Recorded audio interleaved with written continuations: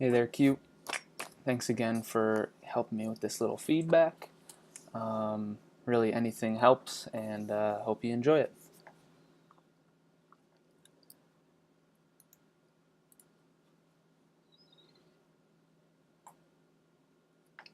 Hey there, everybody. My name is Ryan Cowdery. I'm a serial entrepreneur. Got my start in what I would call kind of my professional entrepreneurship career. Where I was taking bigger risks and really going full force in entrepreneurship about 2 or 3 years ago. The first company that I got involved with was called 23 Vivi, and it was the world's first online marketplace for digital art. We had a bunch of technology on the back end to secure those digital assets. It was a lot of fun. That no longer is in production, but what I'm doing now currently is I run a digital advertising agency called V&M USA, where basically we work with various brands and influencers to help spread their message, sell their services, whatever it is they're looking to do. Saran asked me to speak to you guys a bit about networking and overall entrepreneurship, so hopefully my 2 cents helps you guys out. So anyways, networking is definitely a big part about entrepreneurship as far as, you know, getting the right connections and helping your message get spread. However, there are a few misconceptions right off the bat with networking that I want to get rid of, and I think it's, people believe that you have to be a fast talker, a slick walker. You got to be able to impress people by your third or fourth sentences, and honestly, it's all BS. You don't need to be a salesman to be a great networker. You don't have to sell yourself. Realistically, you just have to provide value to people. And how you start providing value is through listening. So whenever you're meeting somebody new, it's really important that for those few moments, you treat them as if they're the most interesting person in the world, right? You want to let everything else melt away and focus solely on them. Focus on what they're saying, understanding what they're trying to get at, and really be inquisitive and ready to ask questions, right? But you also don't want to be afraid to share your own thoughts, your own opinions. You don't want this person feel like they're preaching at you or you're interrogating them. You want to be a human. You want to bring your own feedback into it. And so to bring your feedback into things, you have to develop your own perspective over time. Now, perspective can come from a variety of different ways. You can have your perspective on the industry that you're in. It might be current events that are going on. It might be some various business strategies that are kind of gaining more traction in your community. But the people who are great at networking are firm in their perspectives and they're firm in their opinions. They're able to talk with people and argue certain points as well as hear other people out. And now, don't worry about this. Having a firm perspective is something that takes years and years of success, failure, education, and it's not something that comes easy. I mean, I know I don't have firm perspective. I have a little bit of a perspective, but it's something that takes time. And so, we're all young, and the people that we're going to be networking with are much older, have much more experience, and they're the gatekeepers, right? They're the people that we want to talk to and to provide value, but also get value in return. And the best way to really do that is to realize that we don't know everything. We're young. We don't know. We haven't been through that many experiences. Although at times we like to act like very proud, like we do know what we're doing. But in comparison, many of these, especially older entrepreneurs and business people, they're happy to share their perspective with you. They have a lot of experience that they want to help shape the youth. They want to help shape us. And so really being a sponge and soaking up other people's perspective it's an important part of the whole networking process. And obviously, I think there's another misconception that networking is something you do once a month at a meetup where you try and you hand out 40 business cards and you talk to 40 different people and see what happens. But while this is definitely a part of networking happens all the time, all around you, every day. You never really know who you're going to meet, and which is why it's important to kind of live by the thought that every man you meet, or man or woman you meet, is your superior in some way, and in that you can learn from them. basically you want to treat every single person as if they have something to teach you, and really being open to hearing what they have to say. Even if it doesn't seem like somebody who is going to be that interesting, you really never know who's going to inspire an idea in you, make a connection for you, or even add to your perspective. So it's a good idea to just be open to talking to new people at all times. And obviously, when it comes to, or honestly, when it comes to networking, it only gets easier the longer you're an entrepreneur. It's plain and simple. The better, or the longer that you work in entrepreneurship, or you do your own things, it just gets much easier to network. I mean, I'm about 3 or 4 years, as I said, into my full scale entrepreneurship, and it's so much easier to network now than it was way when I got back started. I had no idea how to even speak to people. I had no experience to draw on. I had no stories to tell myself, and I had no perspective. And so the best way to kind of, networking, there isn't a lot to it. It's about listening and providing value. And so that's why I think it's a little bit more valuable if I teach you guys a little bit more about, developing yourself as a better entrepreneur. And so the first thing I do want to ask is, why do you think entrepreneurs fail? At this point, I'm going to ask a couple in the audience, point out to them, and basically get their feedback. So anyways, yes, on paper, these things all tell the story. Everything that you mentioned, yes, it tells a story of a failed entrepreneur. Maybe it's, your idea didn't seem that compelling, or you weren't able to sell enough, or you ran out of money. And yes, on paper, those are what creates a failed business, but realistically, failure is a state of mind. Defeat is a state of mind. No one is ever defeated until defeat has been accepted as a reality. It's in your head, and on paper, 23Vivi is a failed company. It doesn't exist anymore. It's ceased to operate, and there's nothing on the books that says it's a real company. And while most people would say it's a failure, I think it's a huge success. Because for me, I learned two great skills out of it. I learned how to write compelling stories, and I learned how to sell. I don't sell great, but I learned how to sell through that company. And both of these skills turned out to be great seeds that I was able to plant for my next venture. And so that's why it's important to get your mindset right, that in every failure, there's always a success that you can take and then plant into your next venture. And so that's why getting your mindset right, I think, is the most important part about entrepreneurship. And I thought, who better to teach the mindset than my idol, Bruce Lee? I know you're probably thinking, really, Bruce Lee, what can he possibly teach us about entrepreneurship?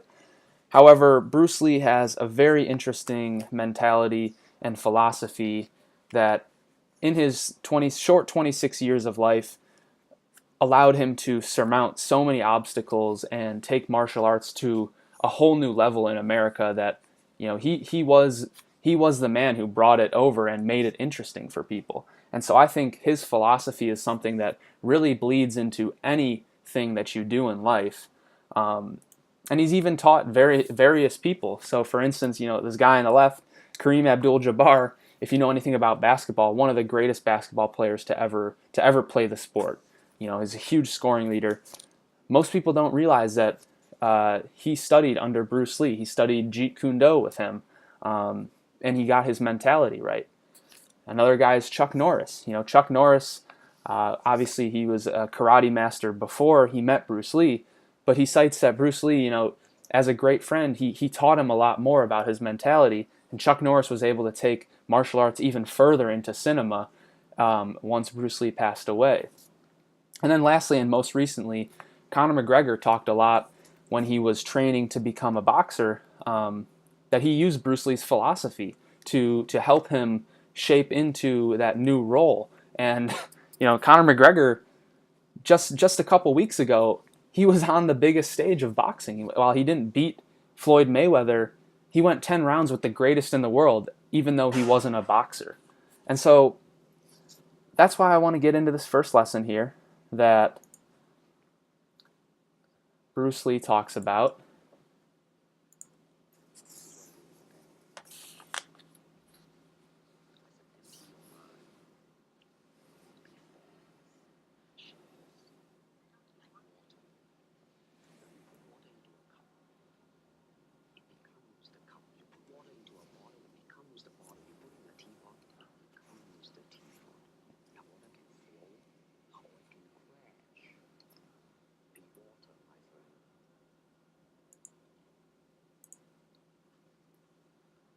Now, obviously, it's a very popular quote. A lot of people talk about this quote, but I think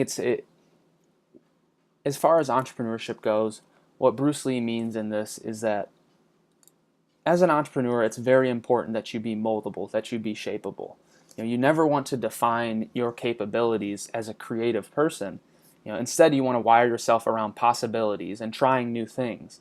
It's important to be a quick, lifelong learner. That's what it means to be water as an entrepreneur.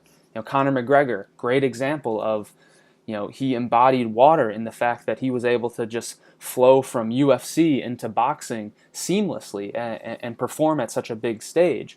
And for me, this is a huge quote for me because before I got into entrepreneurship, I was always a numbers guy. I love mathematics. Shoot, that's you calling.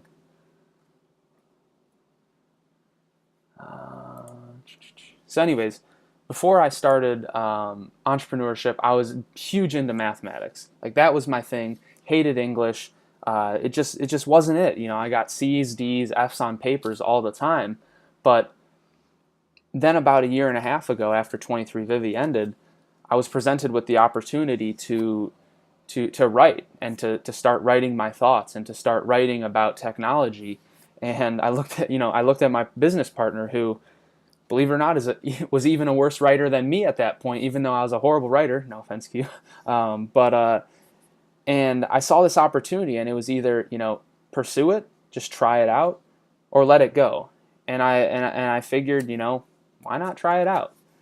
And fast forward a year and a half, and we make a living by writing articles for two investors. In a year and a half, all those articles that we've written have been viewed by over 2.5 million people. That's what it means to be water, is to be open to those opportunities and not let what you believe your capabilities are to limit you. Which leads me to the second lesson of Bruce Lee.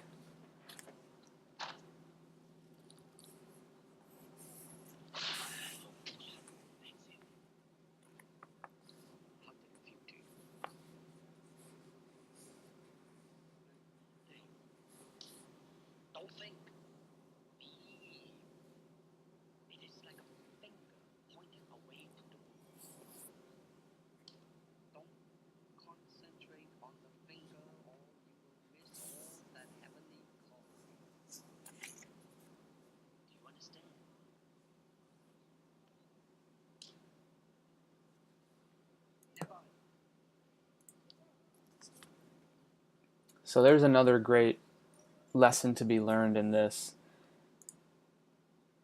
Bruce Lee talks about here not concentrating solely on the results.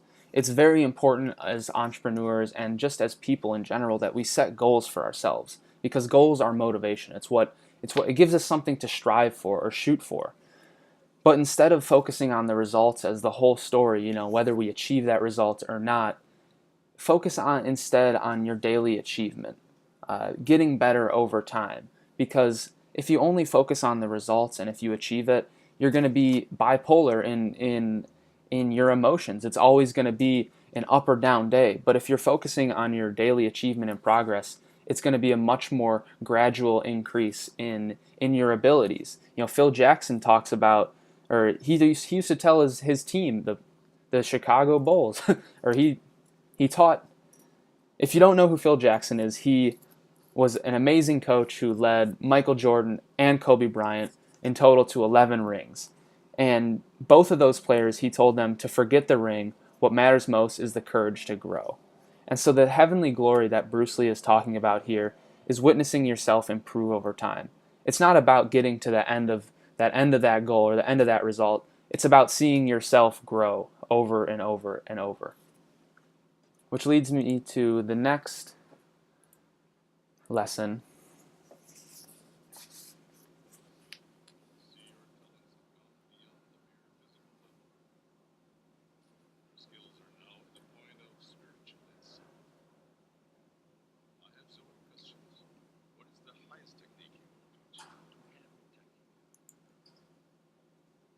It's a quick one.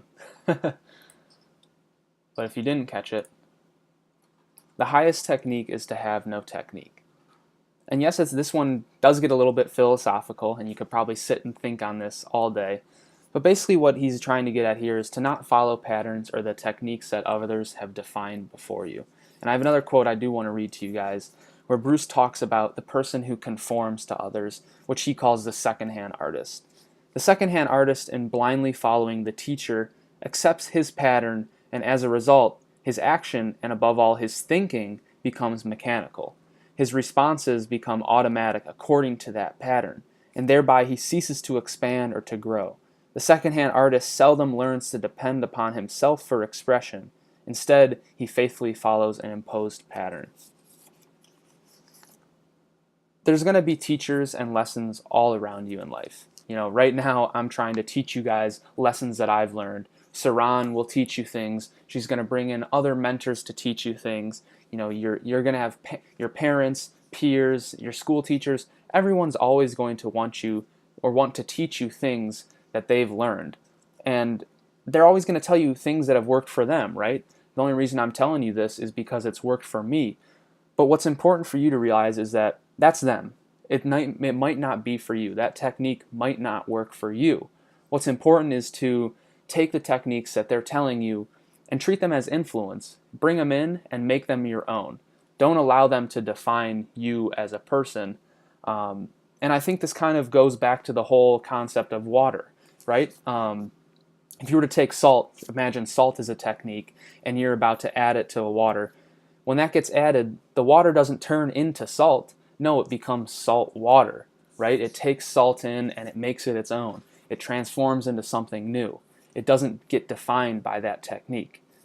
And so I guess what I'm trying to get at here is, as an entrepreneur, it's very important that you be yourself. Great entrepreneurs do things their way. They don't do what the entrepreneur before them did or the one who did it after them. They take the lessons and they make them their own, and they just know themselves and they be themselves. And the last thing I do want to leave you guys with is that whether we're talking about networking, entrepreneurship, or just being a good person, you're going to succeed by relating to others. It's plain and simple. We're more similar than we are different as people. And as Bruce Lee says, under the sky, under the heavens, there is but one family. The products that get bought, the services that get hired, are all sold by people that understand other people. These people know how to relate to other people's problems because they listen to them. They hear them out, and then they design solutions, or they design different ways to solve these people's problems. And so that's why it's very important to learn how to relate to others on an emotional level, to hear them out, and to really see, where can you provide value. Overall, this is just scratching the surface. As I said, the highest technique is to have no technique. I just sat up here and told you guys about the philosophy that has molded me. It's worked for me, but if anything caught your interest, take them in and make them your own. Over time, you're going to develop your own entrepreneurship philosophy. You're going to develop your own ways of networking, and that's what it's all about, is just growing as a person.